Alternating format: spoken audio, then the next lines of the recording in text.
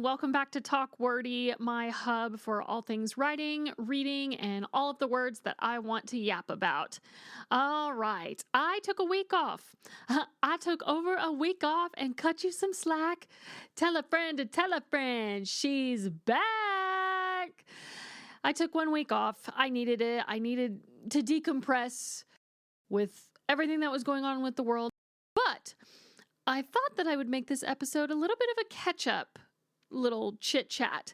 So I'm just going to briefly, as long as I can keep it brief, talk about everything that's going on in the realm of reading, writing, fandom, and all the works, and a little bit in my personal life too. So let's get into it. Okay, first up, I did my first large book convention as an author, and I would say that it went pretty well, and it was a lot of fun. For those of you who don't know, I had posted about it on my Instagram, but I don't know if I've gotten to talk about it here online.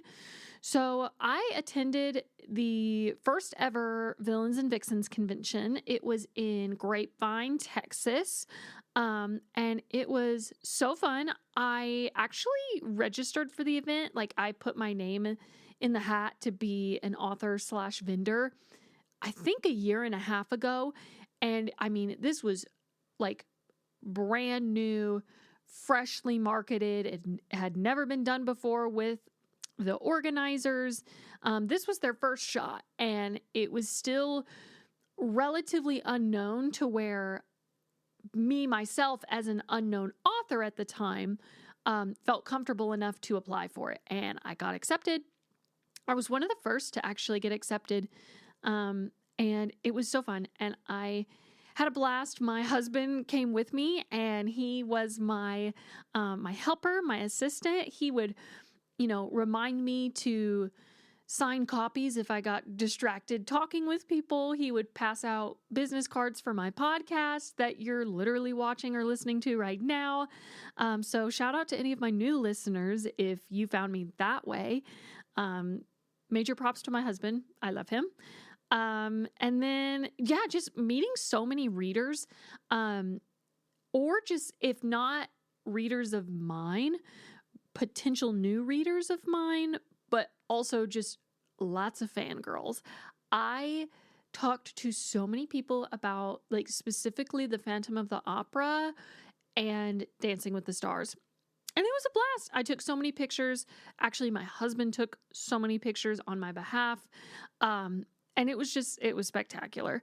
I actually, on the business side of being at the convention, I actually sold more special editions of my book than standard editions, which I did not expect. I feel like people have seen my book covers circulating, like my standard ones. But every time they see the double-sided illustration, the special editions, and they learn that there's bonus content, they jump at it, which I just think is so stinking cool. So that was really special to me. And if you are at all tempted to, understand the hype behind my books, whether the standard or special editions, they are on my website. They are available for purchase. Shameless plug. I don't care. This is my show. The Fall of Jericho and the Rise of Daragon, romantasy retellings of Sleeping Beauty and the Phantom of the Opera. My website is sydneyapplegate.com. If you buy anything on there, whatever edition you buy, I will personally ship it to you. It includes shipping, so you're already taken care of.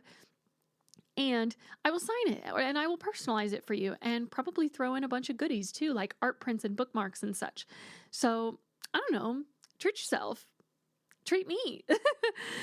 Okay, that's a little bit about Villains and Vixens. I had a lot of friends go, and they were volunteers. Like, they helped, with other vendors or authors, or, control the crowds.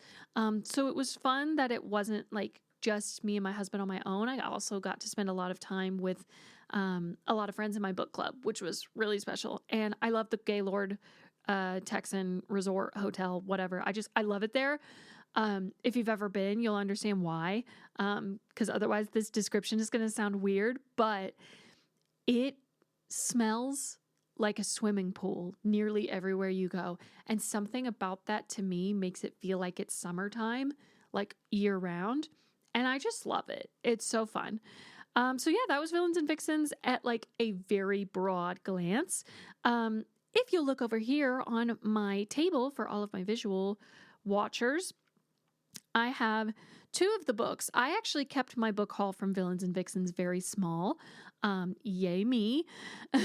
Not really. I really wanted to buy more, but I kept it small. The only two books that I bought from the convention, I bought The Curse of Ophelia by Nicole Platania, and then I bought, oh my gosh, This Blood.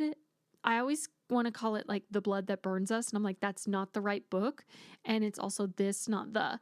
This Blood That Binds Us by S.L. Coakley. I have been following her on TikTok for literal ages, and I think she does something so cool with like her pastel cutesy marketing for like paranormal romance and fantasy. So it was so fun getting to meet her and Nicole. They are both sweethearts, and I can't wait to read their books. I've got some fall reads that I want to get to first, but I feel like these are going to be some really good springtime pick-me-up reads. So can't wait to get to those. And that's as far as I'll get into as, with Villains and Vixens. It was the best. The organizers are lovely. If you are a bookish vendor or an author and you have the vaguest interest in doing the convention when it goes to another location or, next year or whenever the next one is, apply. They are wonderful. I had, some stuff in the like setup process happen that kind of gave me a little bit of a hiccup, and they were super flexible with me, and they were awesome.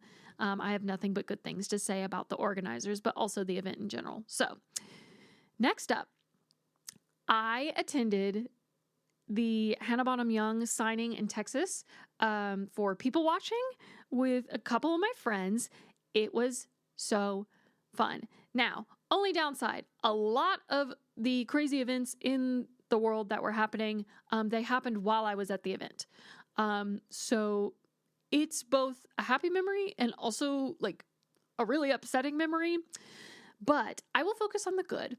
And that is, I got there early, and actually my friend got there early. Shout out to Emma. She camped out at the Half Price Books starting at like 2 p.m. And then my friend Lonnie either went with her or met her there. And I got there at like 3 or 3:30. And we sat on the concrete floor of the store, just in the middle of the store, just sat on our butts and waited for 3 hours to get checked into the event. Now, that sounds wild. Sydney, why would you do that? Why would you and your friends do that? Your butt had to have hurt. It did. I thought that like it had all just deflated and I was just sitting on bone and it was horrible. But it was for a worthy cause because me and my friends sat first row in the dead center for this event. It was phenomenal. I don't know if I understand like with music concerts, and we'll also touch on that in a little bit. When you go to concerts and you like see your favorite artist in the flesh, even if you're like super far away, you're recognizing like, oh my gosh, I'm in the same building as this person that's made such an impact on me. That's how I felt, but like tripled when I was sitting front row for Hannah Bonam-Young's event. It was insane. Fun fact, during the audience Q&A portion, somebody, I guess it wasn't really a question, but somebody had mentioned that her male main character Milo looked like a certain, I think a WWE wrestler or like maybe in the featherweight category. But Hannah didn't recognize who it was, and neither did her moderator, Nana. And so I heard the name and I typed it in on my phone and I looked at the image that popped up and I was like, I kind of see it. And Hannah was like, wait, let me see. And so I understand that I was going to have a meet and greet with her and I was going to get to, hug her and meet her and have her sign my books. But like, I got to leave my seat, go up to where she was and hand her my phone, and like our hands brushed. And I geeked out. Which was super special because my other two friends, if I'm a Hannah Bonam-Young fan, I am like a local compared to my two friends. Lonnie and Emma love Hannah Bonam-Young, something fierce. And Hannah's friend and her PA that like, I guess moved to America to like work for her and be friends with her, which honestly, good for you, girl. That's so freaking cool. She brought a Polaroid to the event and picked my two friends to take 10 Polaroid pictures throughout the event to document it for Hannah. And they were just so ecstatic. And I loved that for them. I had no ounce of jealousy because obviously like they're light years ahead of me in like fangirling for this woman. I've only recently become a big time reader of Hannah Bonam-Young, and also as a person, she's freaking lovely. I know that there are some people that say that there are authors out there that like they love their books, but like they don't mesh well with them as like a person, or like they're not who they expect them to be.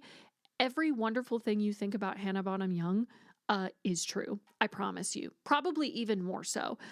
So the fact that like I got to have like that little moment of like just handing her my phone, like the amount of joy I was able to take out of that was silly, honestly.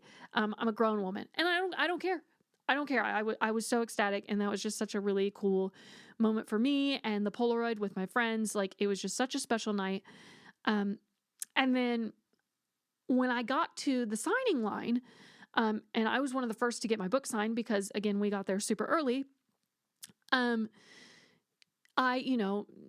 hand her my books and I'm like, oh my gosh, I'm so excited to like meet you again. Ha ha ha. Cause you've already like interacted with me a little bit. And this is not an exact quote because I think I partially blacked out when she said it because I was like, what do you mean? You know that I exist. I know I'm standing right in front of you, but what do you mean you know I exist? What do you mean you're talking to me right now? She looked me in the face. I was wearing this 2-piece set that was like white and baby brown gingham with like little puff sleeves and a V-neck. And she looked me in the face and was like, it's so funny. I actually kept unintentionally looking at you because your outfit was so cute. I was trying to figure out some outfits that would theme well with the book, which I have on top of my stack here. She was like, I was trying to find outfits that would like theme really well to the book for tour. And yours is just so on theme. It's so cute. You look so precious. And I was gagged. I was absolutely gagged. I am amazed that I was able to spit out sentences in English after that. I think I ended up saying something like, wow, that's crazy because this outfit was $6. I just outed myself as poor. It's okay. Yeah, but I freaked out. It was like I literally died in that moment, and she was speaking to my ghost. So that was fun. But also, I do want to briefly mention that Naina Kumar, who was moderating her event, she's another author. I didn't know that she was local. And I didn't know anything about her books. I had heard about Flirting with Disaster, I think is what it's called. The blurb on that book didn't resonate with me. And then I saw she had another one called Say You'll Be Mine. And I picked it up. And I love the show Never Have I Ever.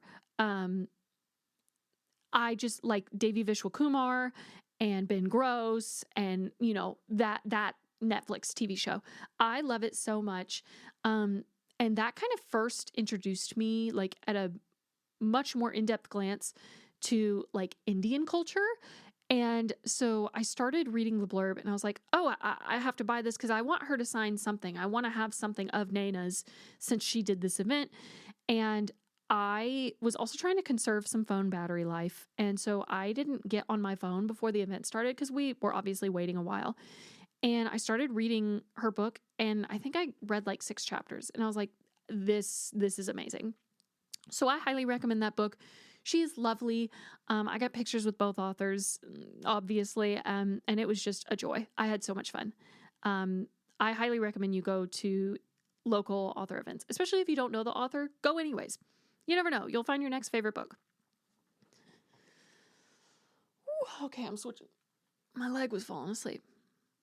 Okay, third, big status update. This is probably one of the biggest highlights that I have for this episode, and that is I took a solo road trip to Austin and attended the Lorde concert. Okay, so flashback to when Talk Wordy first started, my first ever episode. I think my first storytime in-depth segment was about trying and eventually succeeding in copying Lorde tickets.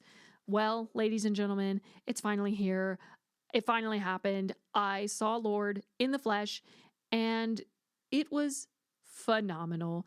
Because remember, I bought these tickets. The tickets went on sale before the full Virgin album came out, and I only had one single to go off of. And I was like, okay, I'm going to just rely on the fact that even if this album isn't for me, she's going to play her old hits.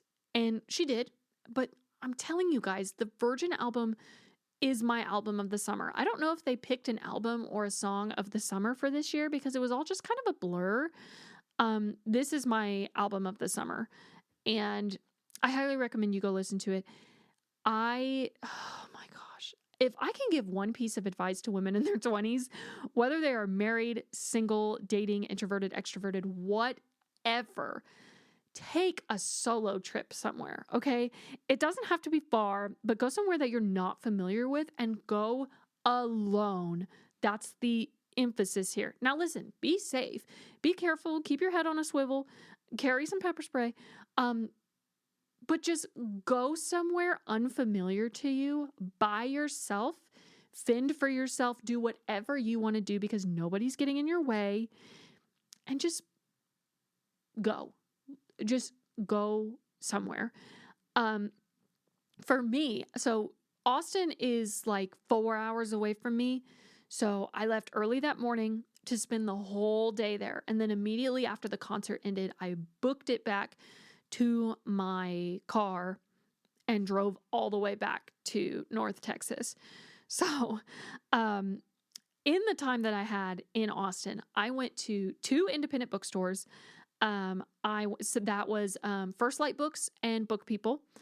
I went to 3 secondhand or vintage or thrift shops, which was the absolute time of my life. I didn't realize, listen, I'm not very materialistic. My husband's probably going to laugh at me for saying that in the control room. There's my correction. I don't think I'm that materialistic. I used to be as a kid. I don't need the flashiest, latest, greatest, best, whatever. I don't have a death grip on being trendy or up to date on things. And that goes, that's especially prevalent with like how I dress. My style is kind of all over the place. And thrift stores have just kind of, as of late, the last 2 or 3 years, thrift stores just really kind of speak to me because there's enough eclectic items that could also be put with like basics like, jeans or neutrals or whatever. But lately my kryptonite, especially when I was down in Austin, my kryptonite was funky shoes and neutral tops. I have a very hard time shopping neutrals because I scream color. I know that's not the case right now because I'm literally in monochrome and denim, but I usually especially at my day job, I will wear color. I will be outlandish. I wore an outfit to work not too long ago, and one of my coworkers called me a human key lime pie, if that, puts things into perspective. So yeah, 2 independent bookstores, 3 secondhand or vintage shops.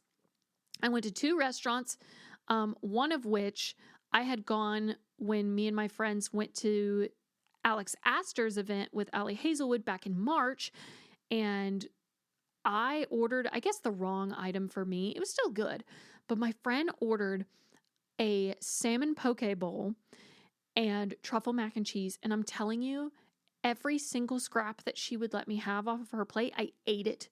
I cleared it. So I finally went back there by myself and I got exactly what she ordered. I got salmon poke and truffle mac and cheese, and I cleared my plate. It was so wonderful. It felt like the world had healed, especially because I didn't have to buy any concert food. Well, not true. I bought a salt pretzel and a water bottle, but I didn't have to buy like dinner. I just bought a little snack, a little pick-me-up. But yeah, 2 bookstores, 3 thrift shops, 2 restaurants, and then I went to Moody Center. So, in total, fun fact, I spent 9.5 hours in my car. Okay, that's not even just like out and about. I spent 9.5 hours in the car, 1.5 of which were spent watching the Summer I Turned Pretty series finale and screaming during the scene with the staircase. Hello? Like, I'm not going to detail it, but wow, someone cooked there, okay? And putting Dress in the soundtrack, amazing. Oh, the suspended pause. You guys know what I'm talking about. Fabulous. But yeah, all that time in the car and then going out in the city alone, and really doing my best to stay off my phone, it really put into perspective that there really are 24 hours in every single day, but depending on how you walk them out, it feels longer. And I'm not saying that because I was in my car for such a long time. The car ride felt the fastest both ways. Even in the dark when I couldn't see much, like the drive went by fast. But being out in the city and driving around town and visiting all these places that I never get to see, it felt like time was suspended. Truly, like, I feel like I walked into Moody Center 30 minutes tops before Lorde went on. I saw a little bit of the opener. I saw a little bit of Japanese House, but I was obviously there for Lorde. I got merch, whatever. But I mean, it was so easy. I mean, minus the fact that they made me throw away my pepper spray. I'm still mad about that. That was the only hiccup. Otherwise, I just walked into Moody Center, showed my ticket, got my t-shirt, sat down, concert happened, I left. I had fun, obviously, and then I left. It was, and again, I can get overwhelmed by the unknown, but this trip really pushed me outside of my comfort zone, and it was probably some of the most fun I've had in a long, long time. I also hound my husband about how badly I want a vacation, and this was sort of, I'm not going to say this fully covered my wanderlust, the ache to travel, but like it helped take the edge off. It helped curb my appetite a little bit. It was so fun. As far as the set list goes, this was a perfect set list. Truly, it hit every single album that Lorde has put out. We got deep cuts. We got underrated bangers. We got the it girls of her discography. It was so wonderful. The ones that I want to highlight specifically are Greenlight. Greenlight was, save for the Eras tour, being there for Greenlight and experiencing that live and just jumping around and being alone when that song came on. And, not like, I love my friends, but like I didn't have to interact with anybody. I just got to be present. That song also, like the whole Melodrama album changed my life when it came out, and it still does. It's one of my favorite albums, bar none, ever.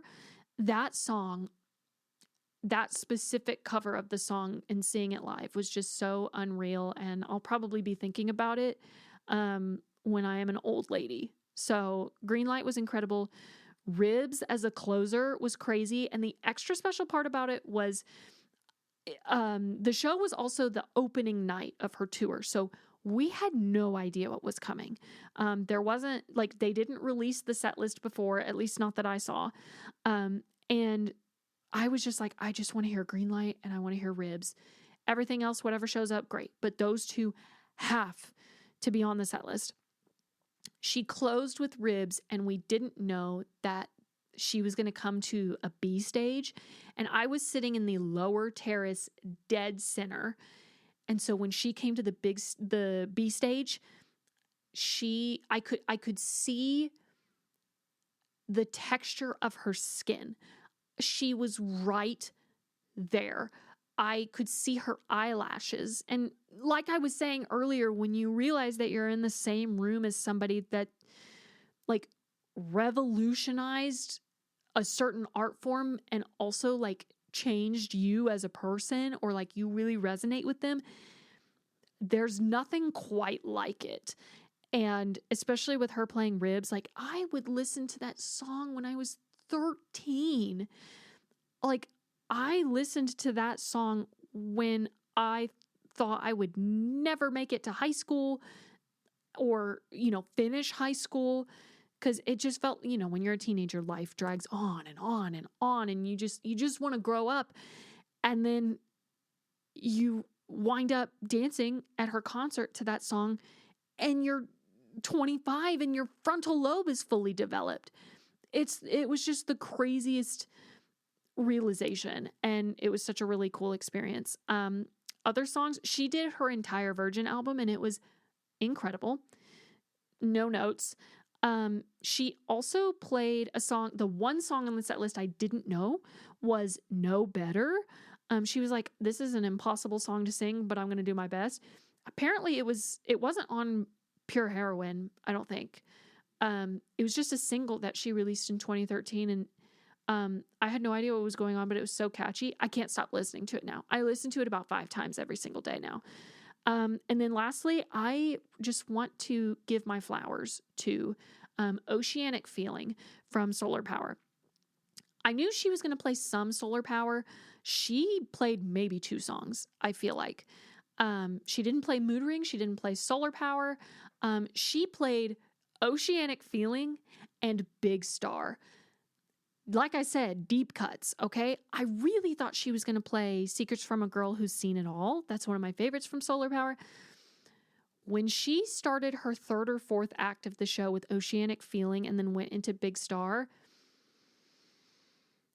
I felt like I was floating out of my seat because we had been, go, go, go, jam, party, scream, thrash around.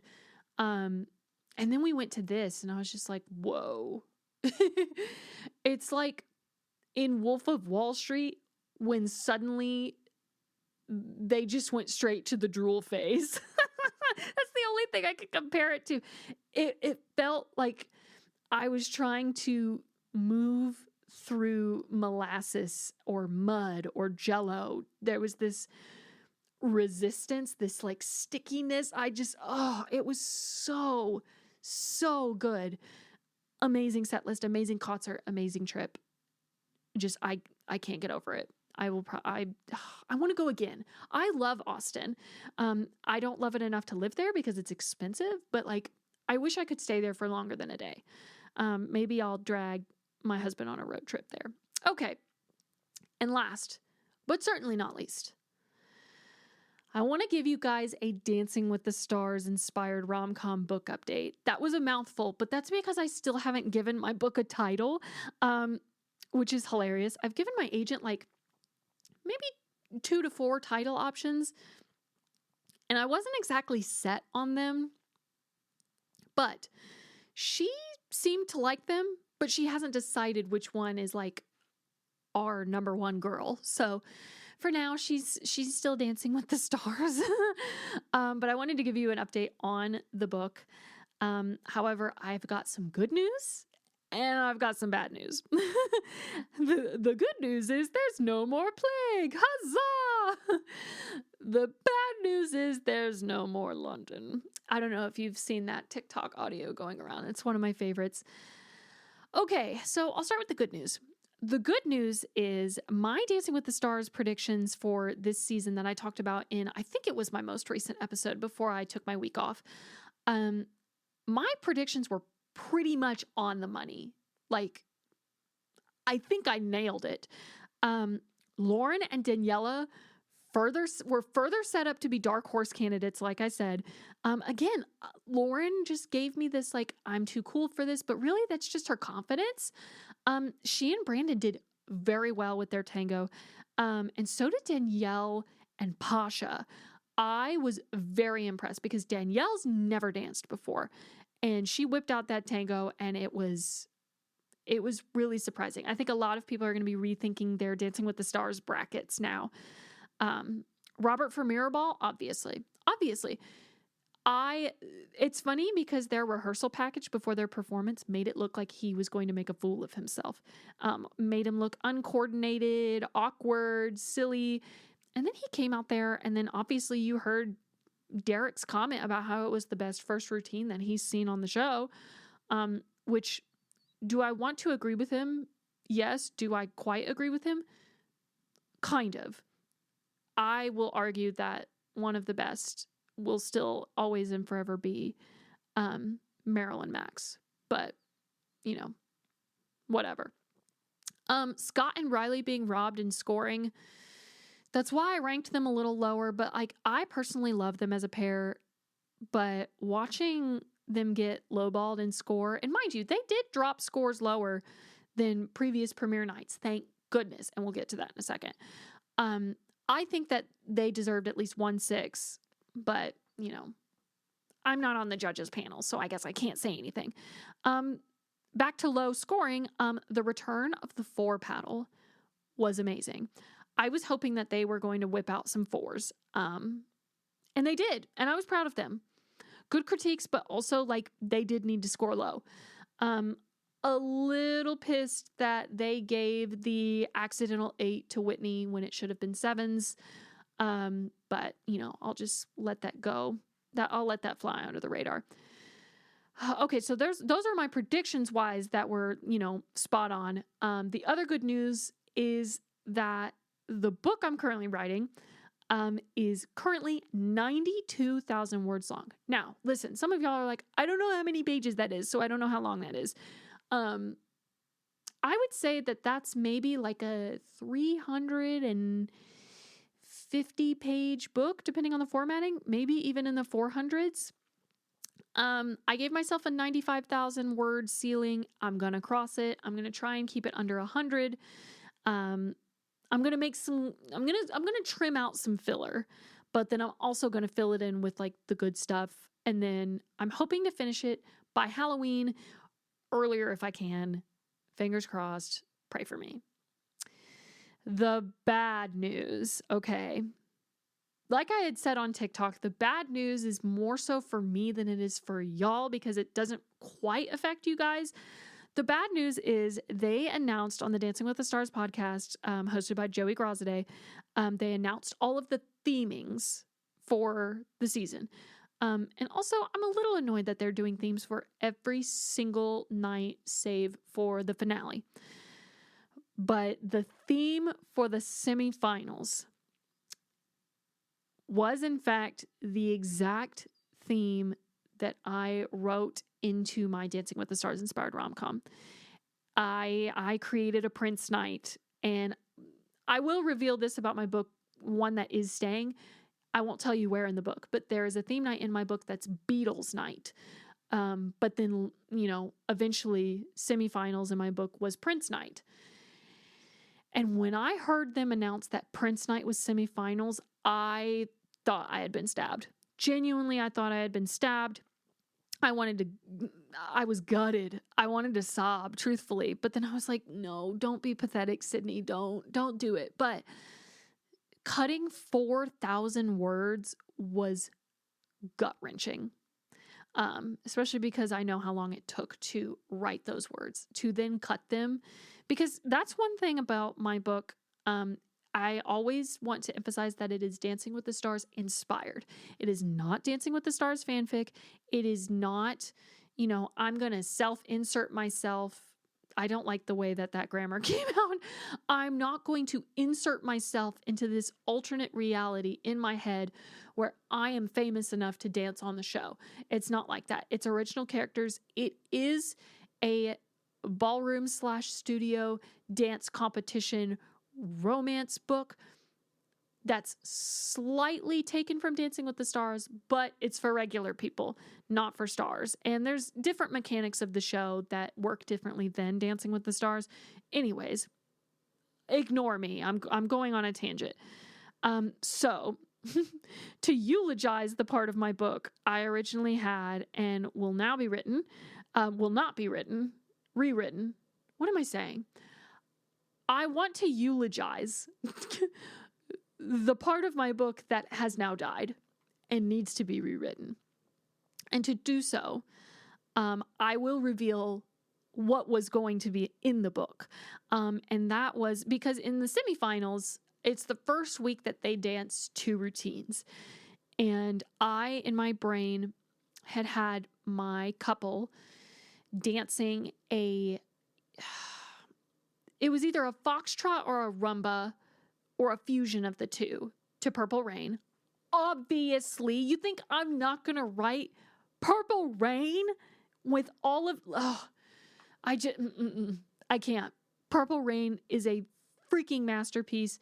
And then I had a tap routine. Because again, there are studio dance elements. So like a tap, almost swing style dance to Baby I'm a Star. And I am devastated that those darlings had to be killed. I hate it. The Purple Rain scene specifically, I had written it. I had written it with the steam appeal of Gleb and Jana's dance, their Argentine tango to Hands to Myself with the shower. It was so hot. It was so hot. And I'm so sad that it's not going to make the cut because, I get that life imitates art, but I don't want my art to steal from real life. So I'm going to rewrite the semifinals and figure out what that's going to look like now because it's not going to be a Prince night and I'm sad. But I'm excited to see what the actual show does when semifinals comes around. Just know that when you see, if anybody dances to Purple Rain or Baby I'm a Star, think of me. Pour one out for me. Drop an F in the chat. Okay. That is my personal and fandom life update. I've got some other updates that I have to keep under wraps, and no, before you ask, it has nothing to do with Bandcamp submission. I'm not hinting at anything like that. I've just got some cool things in my life that are going on that I really want to kind of pan out a little more before I give you the details. I am a person that always gets nervous that I'm going to speak things into existence too early and it's going to backfire. So I've got some cool things coming up that I can't wait to tell you a little bit more about. But for right now, I'm going to keep them a little closer to my chest. I'm going to be Aaron Burr for a little bit. But let's end this episode with a word of advice. Now, mind you, I sort of already said it regarding the solo road trip I took, but I'll add this. If you don't know what your personal style is, just throw things against the wall and see what sticks. Don't be afraid of a fitting room. That heavy on that. Do not be afraid of a fitting room. Now, mind you, one of the fitting rooms that I went into this past week when I was on my road trip literally was the size of a casket turned vertical. I barely had enough room to stretch my arms out. So that was a little concerning. I felt like I was a giant. But other than situations like that, do not be afraid to try on clothes because the worst that could happen is that they just don't fit you. And also, please remember that clothes are meant to fit you. You are not meant to fit into clothes. Clothes are made for you. You are not made for clothes. You emphasize and give life to the clothes that you put on your body, especially if you're styling yourself as a way to express your creativity or your personality. And if you need a starting place, I really do, as much as I want to gatekeep, I beg you to go to those secondhand shops and figure out what patterns, silhouettes, necklines, and fabrics you like. You can buy things at low cost and low risk because the beauty of it is if you don't like something, you can just donate it again. Someone will take it home with them. And in the Austin area last Wednesday, that was me. I took a lot of stuff home. Frankly, I feel like I should have worn at least, a couple of the items that I picked out for this episode, but maybe I'll have to do that next time. So thank you guys so much for listening. Thank you guys for being patient while I took some time off to regroup and just get back into my element. I needed a minute. Sometimes I just need to get off social media and ignore all of the yuck that's happening. And that's just what I needed to do. I can't wait to, talk about what's next for me and in the world of fandom and all the things that I'm reading. I'm on a reading kick, you guys. I can't wait. Thank you again for tuning in to Talk Wordy. It means the world to me. And I will see you guys in the next one. Bye, y'all.